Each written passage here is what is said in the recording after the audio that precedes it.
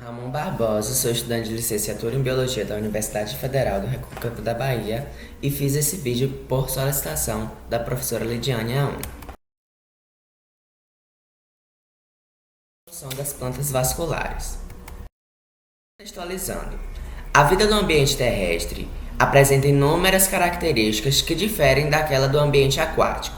Uma planta aquática, para sobreviver na Terra, precisa lidar com várias adversidades, como dessecamento, obtenção de nutrientes e fixação ao substrato, suporte mecânico contra a força da gravidade, transporte de água, nutrientes e produtos da fotossíntese, além de, claro, uma maneira independente para a reprodução fora do meio líquido. Fósseis ancestrais de plantas atuais datam cerca de 420 milhões de anos do início do Siluriano Médio. Essas evidências mostram que a ocupação do ambiente terrestre estava em pleno andamento naquele período. Um grupo que ganhou destaque e acabou dominando o ambiente terrestre foram as traqueófitas, sendo plantas que começaram a possuir, ao longo da evolução, o sistema vascular. Elas se subdividem em plantas vasculares sem sementes, gimnospermas e angiospermas.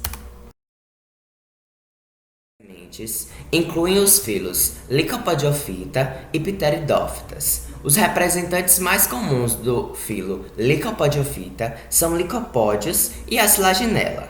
Os licopódios apresentam um esporófito constituído por rizoma ramificado, do qual se desenvolvem os ramos aéreos e as raízes. Já a Selaginella é um gênero de plantas que possui uma distribuição predominantemente tropical, podendo crescer em locais úmidos ou desérticos.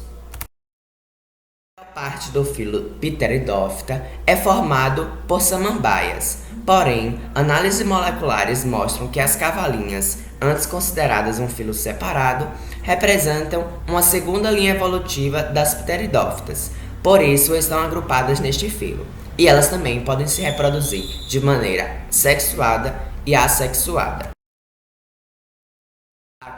Tiveram de ser enfrentados para essa conquista ser efetiva, principalmente em relação à sua estrutura como um todo.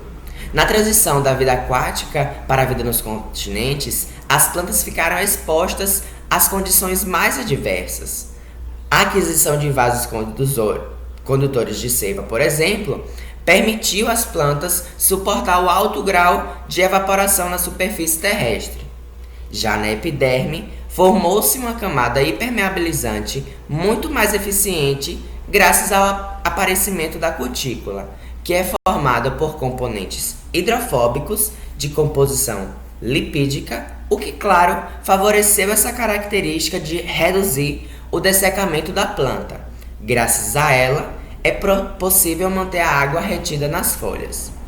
Já os estômatos são estruturas ainda mais especializadas que os poros, pois possuem células guarda que permitem o controle de abertura e fechamento de abertura, tornando a troca gasosa com menor risco de dessecamento, além de contribuírem significativamente no resfriamento superficial da superfície, quando realizam a troca de gás carbônico pelo oxigênio.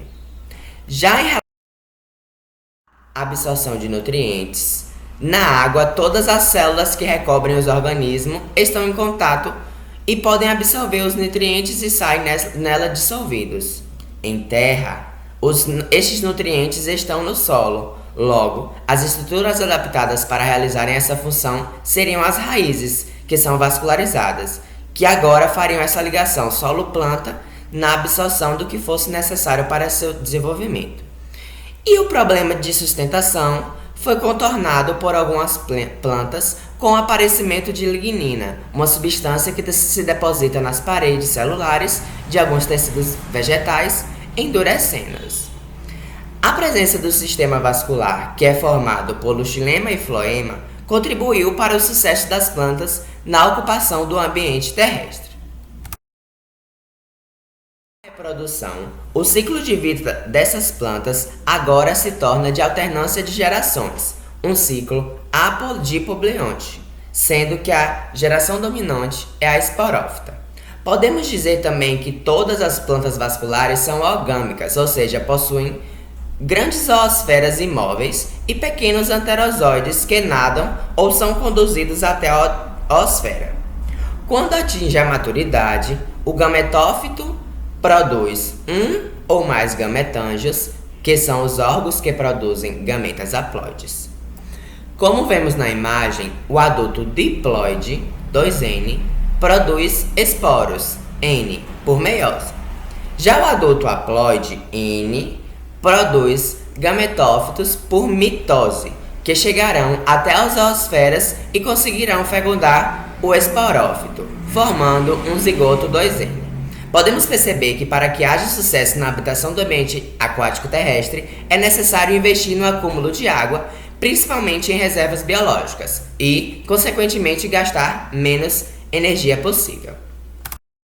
Muito obrigada, e caso queira sanar outras dúvidas, pode estar assistindo outros vídeos do canal do Herbário e nos seguindo também no Instagram.